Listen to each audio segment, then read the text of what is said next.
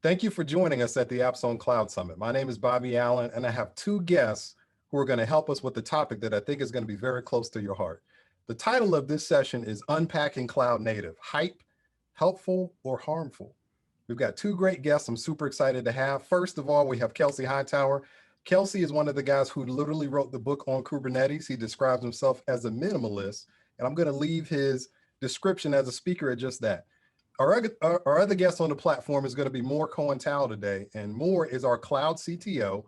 She's someone who's very accomplished. If you haven't heard about her yet, you will today, and you're going to understand why we've got these two folks on the stage. This is not about acronym bingo or jargon or trying to be the smartest person in the room. Real talk, real practical, real application. What does cloud native mean to you today and tomorrow?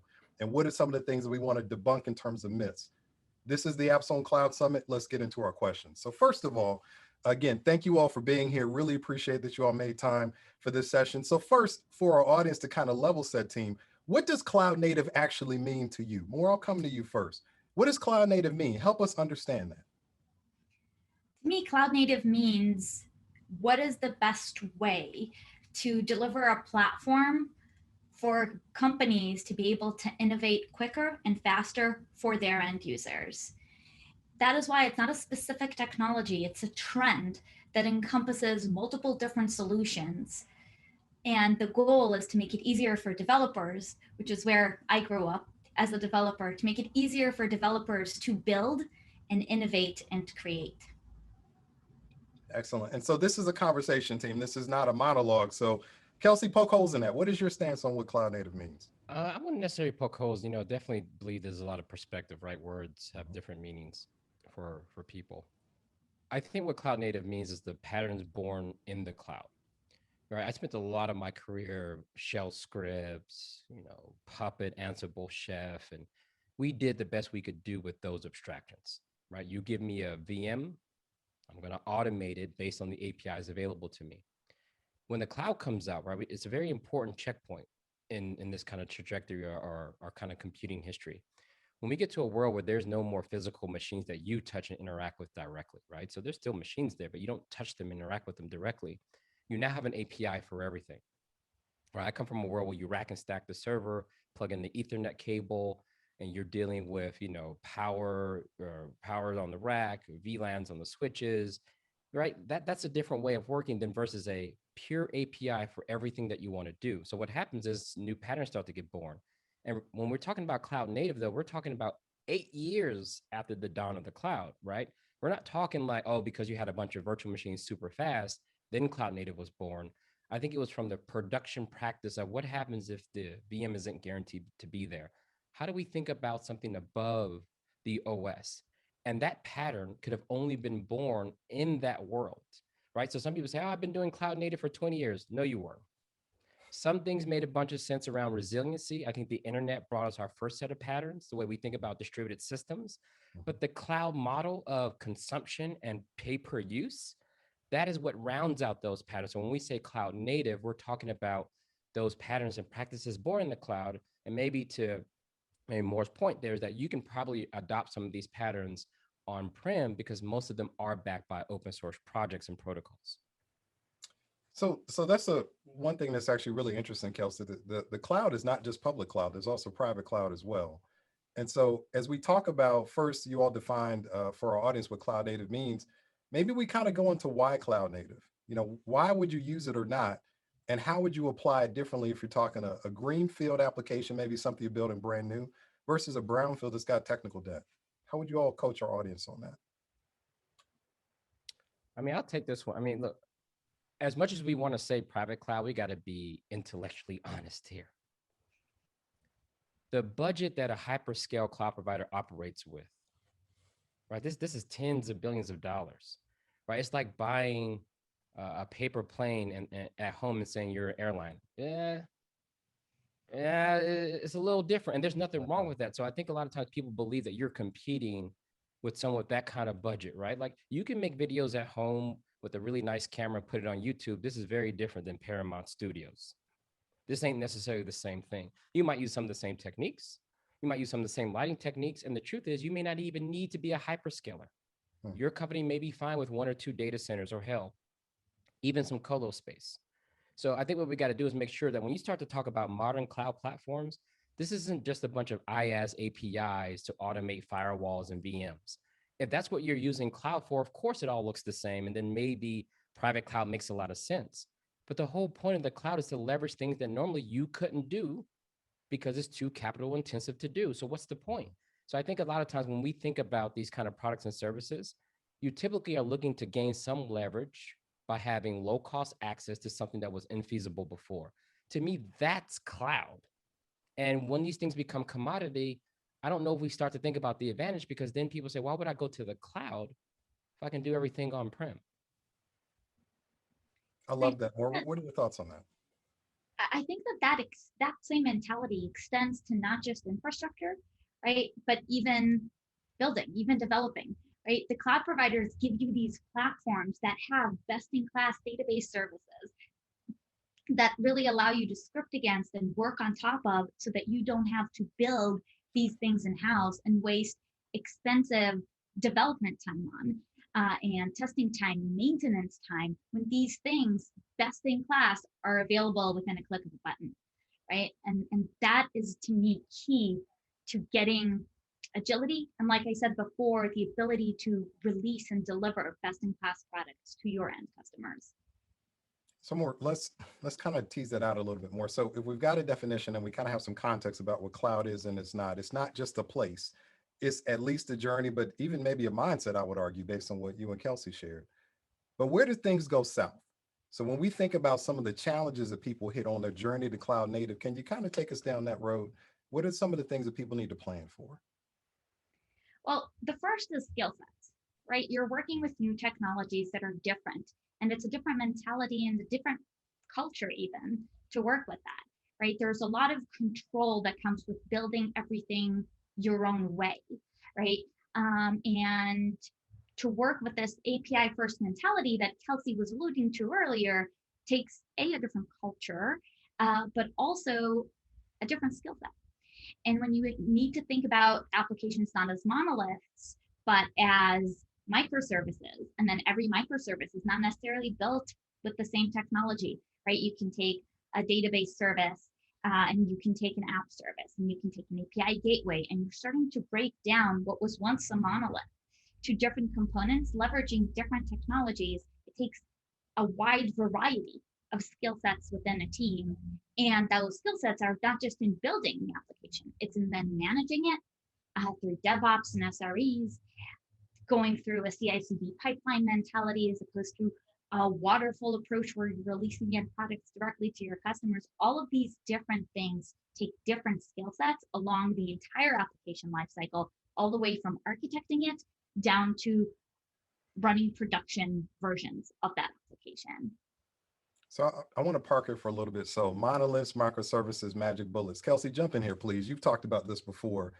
Are we hyping up Kubernetes too much? Are we hyping up cloud native too much? Where did things start to go south as we understand the definitions and the context? Well, I think one thing we have to learn is that if you look around humanity, not just your business, but humanity, a lot of us survive on shared infrastructure. We can start with the earth, right? You don't go off and build your own planet. First of all, you don't know how. So you got shared infrastructure, you were born into it. And then when you think about other infrastructures like freeways, you don't go build your own streets from your house and then drive only on the streets you've built. You have to connect to everything else.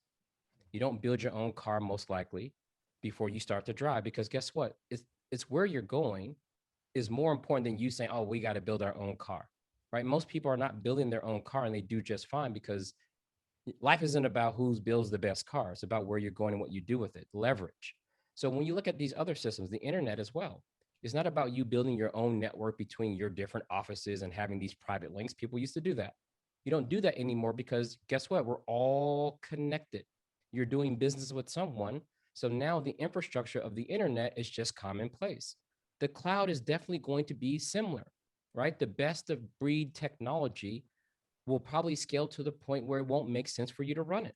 This is natural. People are fighting against this inertia because we're still early in the history of personal computing and everyone being able to buy a server. But at some point, ideally, this stuff gets way more mature. Maybe we somehow get regulations around it. But at some point, this thing will become just like any other public asset, just like you buy chips from Intel today, you don't make your own CPUs today. So I think we have to make sure we understand that there's a split responsibility. The world will evolve infrastructure independent of your desires and your pace. So a lot of companies believe that they control pacing based on telling their vendor how much they want to spend and what the product needs to look like. Trust me, the world is moving at its own pace. The goal here, I think, and the confusion is, and the tension is, how do you leverage modern infrastructure? That's it. So you have to be paying attention what's available. If you are traveling the 7 continents via boat and you look up and you see an airplane one day, you might want to learn what that thing in the sky is. So maybe you can leverage it for the things you want to do. Boats may still make sense, but just know that there's another form of transportation to probably suit some of your needs a little bit better. And I think that's the part where people are missing, is that the pace of innovation around infrastructure, Kubernetes is just infrastructure, is going to evolve. Can you leverage it? So this is really good. This is really good. I want to make sure we can connect this to the audience in a different way though. So we're talking about what it is, where to apply it, some of the things that people are missing. Kelsey, I love the analogy around transportation. We're not building everything from scratch. You would think that some of us are starting from dirt, building our own highways, to your point. But my question now is, what does success look like? As we start to understand the framework and the background, we've got all these different options. What does success look like? And you all, as two people that talk to customers, I'd love to hear, what are your definitions of success to tie this to real, is it applications? Is it value? Like, how do we really make this practical for folks at home? I think for most people, it comes down to how fast can you ship the ideas you have. I mean, there's not a lot more to that. You know what I mean? Like if Apple wants to build a new iPhone, when that idea is ready, it's about hitting that cycle to get it in the hands of the consumer as fast as possible. Everything in the middle is friction. That's it. It's not this is the best practice. No, that's friction. If there was a faster, easier way to get my idea in front of my customers and start generating revenue and value, then that's what I would actually do. Unfortunately, sometimes some of our past investments prevent us from being able to do that. Like if you're a car manufacturer, sometimes you build a factory to make minivans. You went all in, and those robots have to be configured in a certain way. They might actually be able to build certain chassis. So you might be able to do minivans and maybe a pickup truck. But now everybody wants crossover, smaller cars. You're like, damn, I can't go retrofit that factory. So what do? You tend to build a different factory for that particular model of car. So that way you can do these things in parallel, because it's not that people stop buying minivans, right? The fact that we use legacy terms, that's legacy. It's like, well, no, that thing still works. And we got a good factory to produce those kind of things. But that doesn't mean that's the only things we'll ever produce. And this is why I think car manufacturers now do partnerships with other companies who may have a factory line that can actually build their particular cars. So that's the way I kind of think about that. More, what do you think? Jump in on that, please. How do we measure success? What's your take? Well, first of all, I totally agree. I think even answering your first question, to me, it's all about our ability to deliver value to customers faster, right? And that is definitely the most important thing. On top of that, there's focus, right? I often talk about it as core competencies. As a company, you have a core competency. If you're an auto manufacturer, from Kelsey's example, you are great at building cars, but you're probably not as great at running data centers, right? And so that focus on let's figure out what I want my specialty to be as an organization. The reality is that as an organization, you're going to be good at a few good things, but probably not everything, with a few exceptions. So pick the things that you want to specialize in, that you want to be great in, and leverage technology to manage the rest. And that to me is what success looks like, an ability of an organization to say, I want to be great at this, focus on that, specialize in that, and leverage technology to do the rest. Like that. I want to follow up here, because there's probably people who work on a platform team, and I've been on those platform teams. You hear this conversation, say, yo, that's my job. Y'all are talking about my job. Now I'm the person who purchased all of those HP Blade chassis. I Pixie boot all of those Linux OSs. I'm the one that preps this infrastructure so my company can innovate. And I remember being in that position for many years. Most of my career I spent in that position. And the one thing I had to realize was, can I deliver everything that's possible? And when the answer is no, you got to be able to broaden the job. You got to say, look, maybe I don't make CPUs, but I know which ones to buy. Maybe I don't have Cloud Spanner and this global database that my team can use to deal with global consistency, but I know where one is, and I know how to get my company on board because it still needs to be locked down. Someone still needs to create the schema. Someone still needs to do capacity planning. Someone still needs to do all of those things. I think what people have to do is say, you're not competing with hyperscalers because you may not have the same budget. I think a lot of times part of the job is realizing that those things are available and making sure that your company has the ability to leverage those things to ship ideas faster. So I see a lot of people kind of put up a barrier saying, hey, we're not going to even look at that new thing because I don't know where I fit in the overall evolution. Don't do that because that's a different form of lock-in. That's when the company gets locked into you and your abilities. And that's the last thing you ever want to do is be the bottleneck.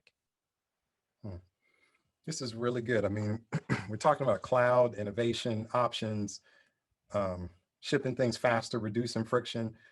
Let's continue this conversation with the game I like to call Start, Stop, Continue. So one of the things I like is that you all are practitioners, but you connect it to the customers. So when you think about some of the executives that you've had conversations with, give us some coaching. What are the things you think they should start doing, maybe that they're not today?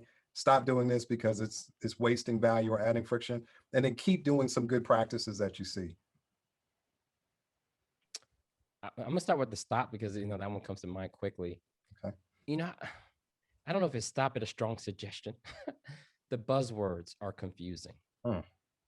When you lead a discussion with, we're on a journey to digitally transform and innovate in the business. Okay. So the thing is, I need something lower than that, right? Because I would guess there's no one that would say they're not trying to do that. So when you park all those things aside, the thing that's left, the actual words to describe the actual challenge and what needs to happen, that's the clarity that I think everyone at the organization wants, your partners want. Everyone wants to know the real details, because if you just start with journey digital transformation, that can be anything. We can throw something at the board and say, hey, you're transforming. I'm not sure you're going to like what you transform into, but you're definitely transforming, and it's going to cost you $1 million, right? Like that isn't really what we're after. So I would say maybe, reduce some of the buzzwords and see if we can get a little bit more clarity about the actual mission. I love that. And one of my main recommendations always to customers I work with is to stop thinking in generalizations. And I think that that is so aligned to what you're saying. I hear executives saying, and a few years ago it was, hey, 80% of our applications are going to be in the cloud by 2022. Or we want to microservice every application within our line of business. And these generalizations are not helpful because they're extremely hard to achieve. These journeys can take years, and that lack of focus makes it hard for the team underneath to actually understand how to action on that direction and that plan. It's much easier to say, in detail, these are the applications that matter. This is what we want to do. This is the way we're trying to transform. This is what we're trying to achieve by doing that, right? We're trying to change how we engage with our customers, and putting some metrics on there and figuring out how to measure those metrics so that an entire team can align on a direction and understand what to then go do. On the keep front, I've seen this trend, and lots of companies are practicing this trend. They're starting to have a little bit more agency on their technology choices, even the ones they buy from vendors. This open source movement, when it really started to move into the commercial space, you're no longer just buying a license to some proprietary software, and then you jump on the roadmap of the provider, and then that's it. What you have now, though, is best of breed, TensorFlow, Kubernetes, Linux. All of these things now allow you to have agency on what you want to see. So maybe your provider gives you a Linux distribution, but you can write your own custom drivers for your hardware. You don't have to wait until the vendor gets around to prioritizing those things. And then I'm also seeing companies shape their teams based on this, right? They may go hire someone full-time from the open source community and say, hey, keep working on this thing. We're still going to have a partner for support and training. Let's be realistic here. Mhm. But having your expertise, maybe 2 or 3 folks from that community, number one, we get to pay it back by investing at the source code level. And two, we protect our long-term interests by being able to contribute to the future evolution of this technology. That to me has been critical. And you see it in this cloud adoption where people are starting to pick open protocols. I'll use your metric stack, but it needs to be based on open telemetry. I'll use your database, but it needs to have a Postgres protocol. These kind of things allow you to kind of hedge your bets and contribute to it. I love that. I would add on the continue aspect, leveraging different levels of automation, right? We're seeing, and it's that API first mentality that you were talking about, Kelsey, that I'm seeing more and more organizations take to help facilitate and create APIs, right, that communicate between teams even, not just products. And that I think is a trend that will allow everything that we're trying to do to mature much faster and have a central location where we know this is the single source of truth for our application definitions. And last thing on the start side, I would say, the things I've seen really be effective is when people are able to be super transparent. Team, I know Kubernetes is cool, but all we need is some more VMs. With some more VMs, we can process more fraud detection requests, and we can make more money in the fraud division. So I know you want to refactor. I know you want to do microservices, but what we need is just this for now. And here's the impact you will have on the business. Let's get that done. We can capture that value, and I'll make room for you to go do some of these other things. And that level of transparency allows people to really understand what the issues are, right? There's some, I've been in some sessions where they say, listen, if we don't get this done, there will be no company for you all to worry about legacy versus modern. Yeah. We don't have a lot of wiggle room here. So just so you understand, this is the balance sheet. Here's why we're doing this, and here's how you can help. There's not a lot of gray area in that. So what I need everyone to do is get hyper-focused, help us get there. I don't have all the answers, but I am willing to help figure it out, but I need help from you as well. That level of transparency, as a cloud provider, when we hear that, it helps us hyper-focus. I'll stop talking about Kubernetes. I'll stop talking about the things you may or may not need right now to help you get to where you need to be. And then we can go and look at V2 or V3 when it makes sense. I love that. And one of the ways and recommendations I give my customers is to put applications first, right? And that is the mentality that just generates incentives. When you stop thinking about these generalizations that I refer to, and you start building on an application-centric approach with focus and certain goals, it helps with what Kelsey just mentions, right? Which is that transparency. This is what we're trying to achieve with this application, right? So what is the best way to do that? And it could be refactoring it, it could be adding more VMs, but when you think about an application first approach, right? Because that is how you engage with your customers. Think about the metrics that you care about, and then what is the best way to get you there. And I think that really helps with getting clarity and transparency. I love the clarity. I love the transparency. But Kelsey, you just wrecked some of our people at home, because you just said that Kubernetes is not the answer to world peace and global warming. It's not rainbows and sunshine. So I love that. But again, I feel like you're creating a conflict in maybe some of the people at home that are like, man, this is the Kubernetes guy.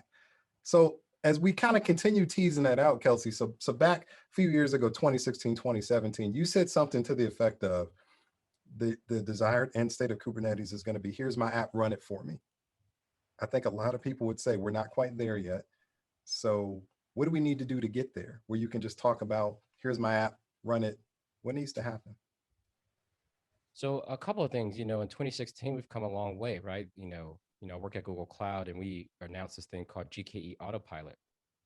Amazon a couple of years ago announced this thing called Fargate. And to be fair, Fargate isn't 100% Kubernetes, but to be honest, look, it's close enough for what some people need to be doing. And with those two products, the approaches that they take is they hide the cluster, it's gone. So you don't see the nodes, you can't log in. And it's one step towards saying, number one, the Kubernetes API is pretty helpful in some ways, right? Like what we're talking about now is workload APIs. So when Kubernetes disappears, people in their mind believe there's going to be a universal workload API. I got news for you, there won't be. You're going to have different types of APIs. Like Lambda represents a workload API to me. If you write a function, you get this workload API that's combined of step functions, events, you have some scaling parameters around, and you have API gateway. And so that equals a set of workload APIs that you can use to describe your workload. Some people are going to want a workload API that says, give me a container, and then here's the type of traffic I would like to have sent to that container, and here's how much I want to pay for that. Kubernetes has a bunch of workload APIs like batch jobs and cron jobs and scalable web deployments, and you can make custom workloads. This is what makes Kubernetes super special. It's not like Cloud Foundry where you kind of get one set of workload APIs or Heroku, and then that's all you get. We call those PaaSes. But what Kubernetes gives you is a framework for creating new workflow APIs, and then you can implement those. That's the big change that Kubernetes brought upon. So in 2016, I'm thinking that one day people will be less concerned about the low-level machinery of Docker and the node and the scheduler and the controller manager. Like, that's cool. You need all those things in there. But people would say Fargate and Autopilot hid all those components. You can't touch them. All that's left is a workload API. Now the debate moves to what workload APIs do I need for my machine learning job, for my fraud detection job, right? So these things will probably all have slightly different workload APIs. And that's where you're going to be able to get to a point where you say, take my workload and run it. It's not going to be a binary. People think that, oh, here's my binary or here's my source code. That's never been enough to run a workload, right? Just because you got a source tree doesn't mean you can compile the perfect app, because you need configuration. You need security parameters. You need to understand where the logging will go, where the traces will go. There's going to always be enough configuration, even where to store data. So app plus configuration requires a workload API. And now we're slowly getting there. And I think Kubernetes has been the stepping stone to teach people, learn how to think about your workload API or your workload needs, describe it, and infrastructure will slowly disappear.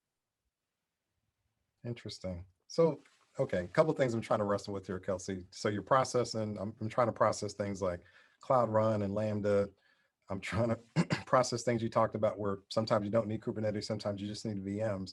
With all these different options out there, how do you figure out the right tool or tools for the job, for the customers, for the apps? How do you reconcile that? So I think about what the workload is, right? So if you told me, hey, Kelsey, we're doing self-driving cars. My data scientists need to crunch petabytes of data and tune this model. I hear that and say, your data scientist has a bunch of data, need to tune model. The fastest thing for them might be the largest VM. Remember, you can get like 128 cores, 256 cores, almost a petabyte of RAM in some of these weird configurations, all of this storage, and TPUs and GPUs. Maybe it makes sense for them to fire up the biggest machine possible, attach their data, and then train just there. And then they see the results and then put it back into the system to see what it does.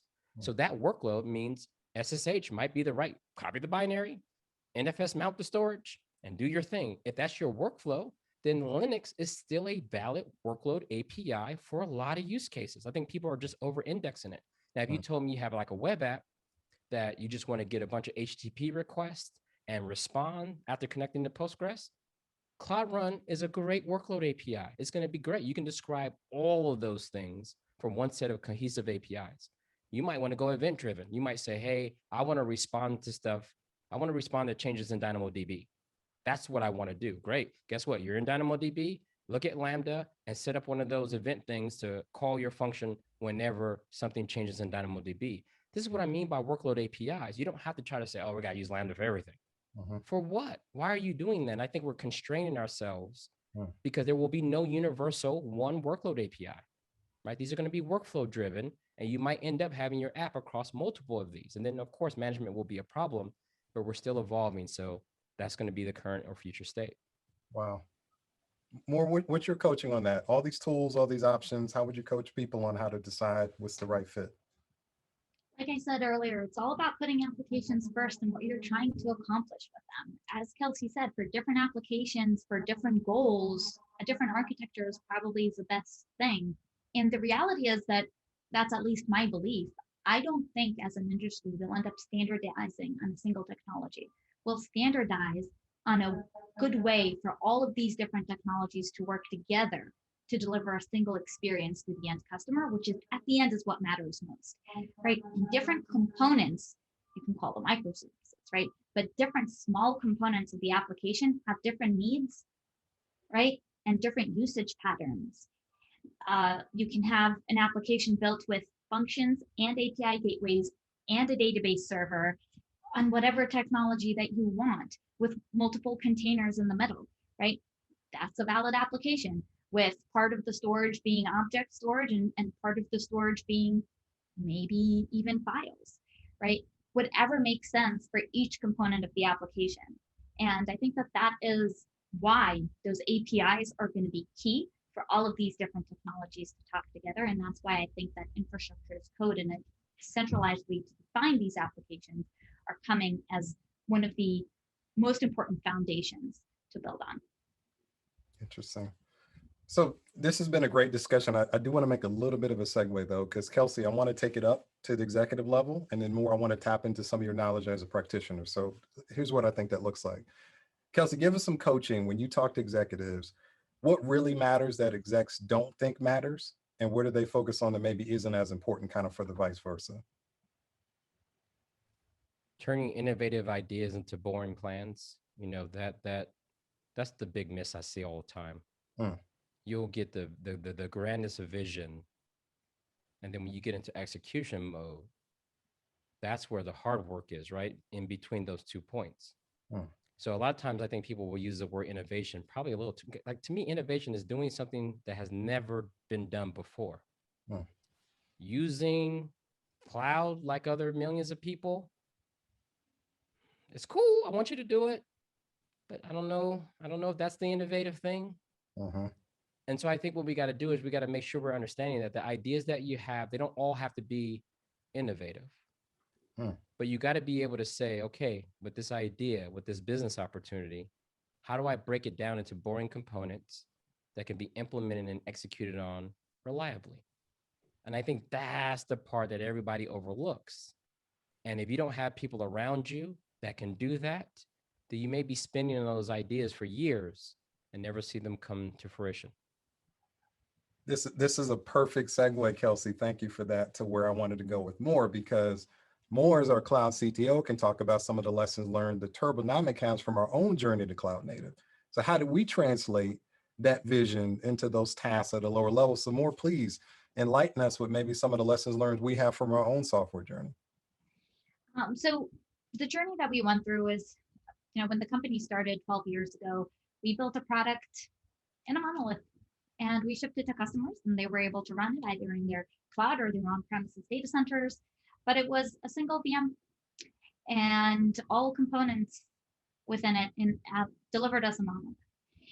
And when we started noticing, and again, that's why I think thinking about really what you're trying to change in your business is so important when thinking about these initiatives.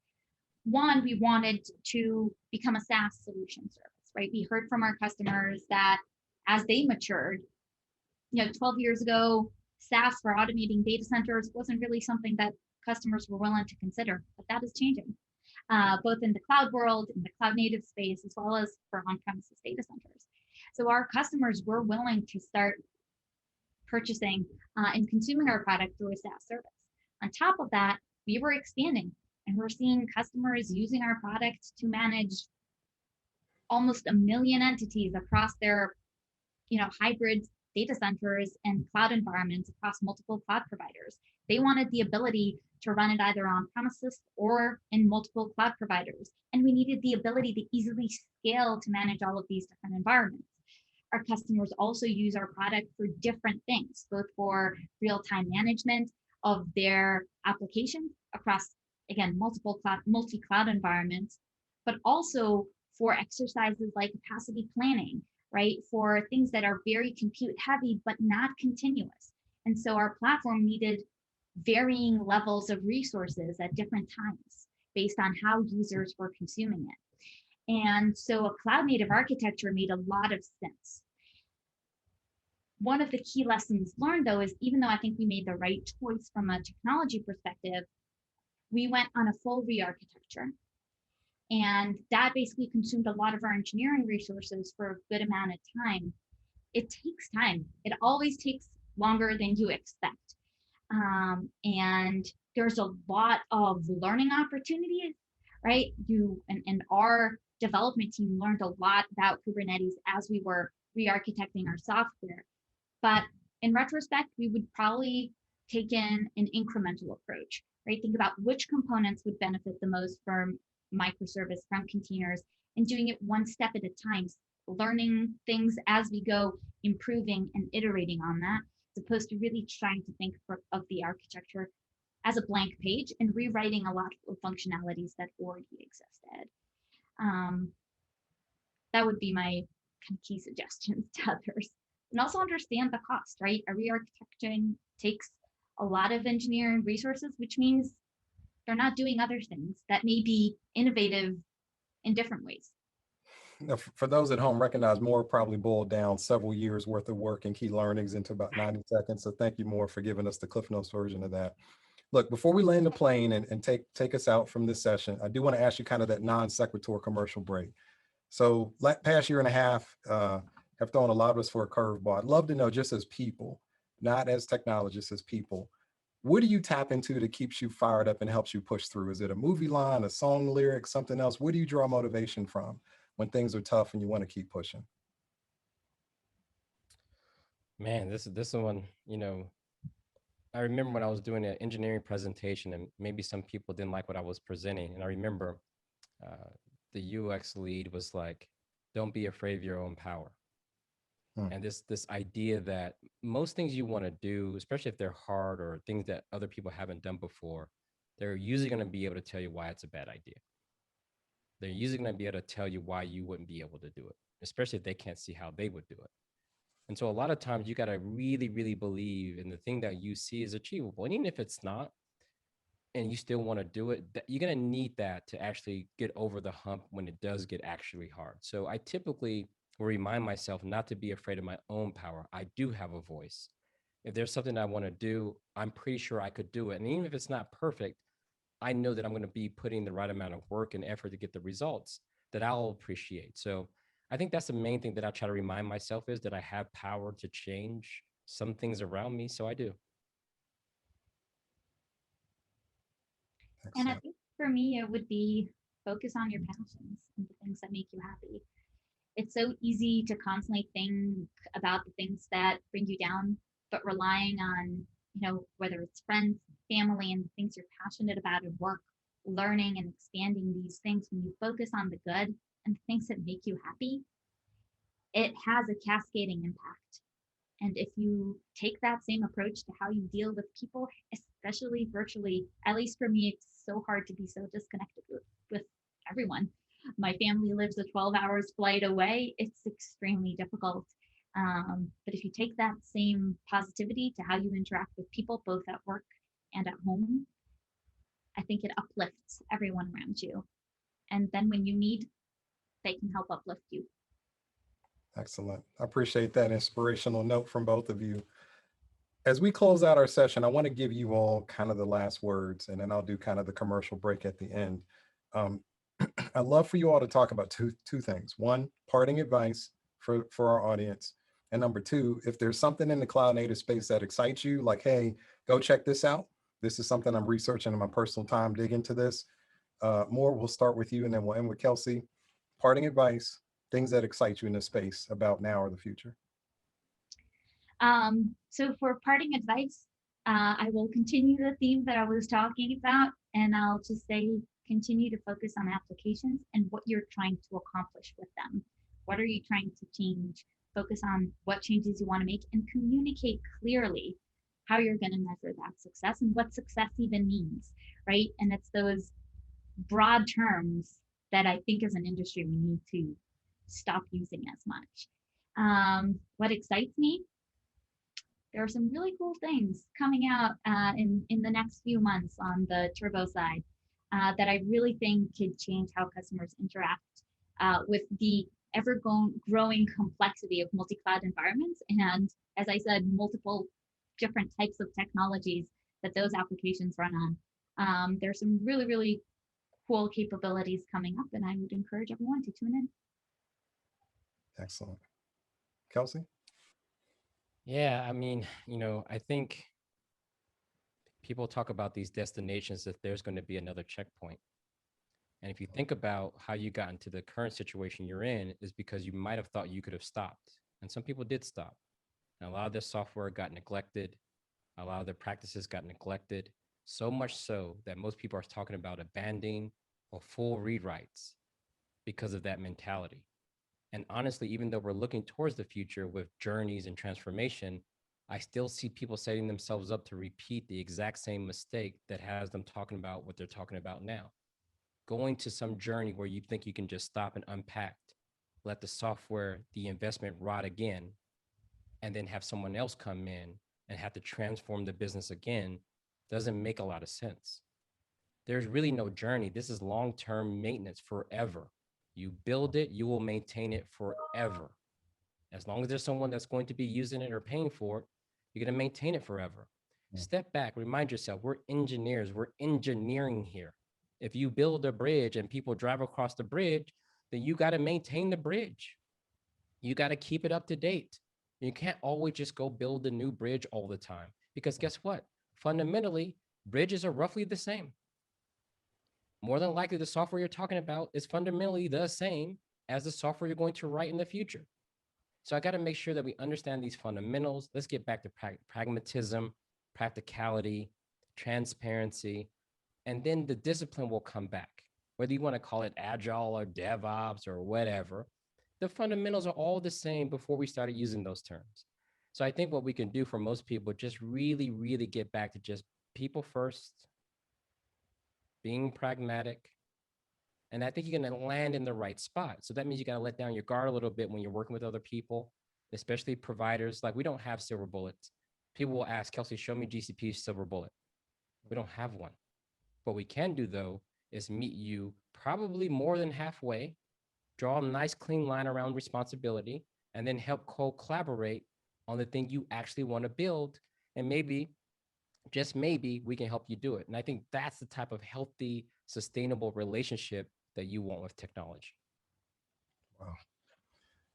I can't even add anything to that. That was a great way to kind of take us out. The only thing, excuse me, that I would ask Moore and Kelsey, if people want to hear more of your thoughts, dig into a little bit more of how you share a lot of these insights, how can they find more information about each of you? What's the best way to track with you? Moore, we'll start with you. Well, I'm at Cloud by Moore on Twitter or Moore Cohen-Tal on LinkedIn. I encourage you to read the articles that I've posted, and I've recently published a book for cloud best practices for IT executives, where it outlines a lot of what I talked about here and more. And Kelsey, how can people track with you? Kelsey Hightower on Twitter. My DMs are fairly open. I do try to respond to as many people as I can. And I typically do a few podcasts where I get into some of the thoughts that we talked about today. I want to thank you both. I've enjoyed being a fly on the wall as these two kind of juggernauts went at it, talking about some things that we really need to process. I really thank you all for being real, not just being the smartest people in the room and talking over people's heads, but giving us real advice, being real practical, and having some resources that I think you planted some great seeds. This has been the Apps on Cloud Summit. I hope you've enjoyed the session, and I hope you stay with us for the rest of the summit. Again, Kelsey Hightower, Moore Cohen-Tal, people you need to know. Track with them. And they didn't just start this yesterday. Both of them have rich, robust histories of delivering a lot of value and having a lot to say. Thank you both for joining us today. We really appreciate it. Take care, everybody. Stay with us for the rest of the summit. Thank you.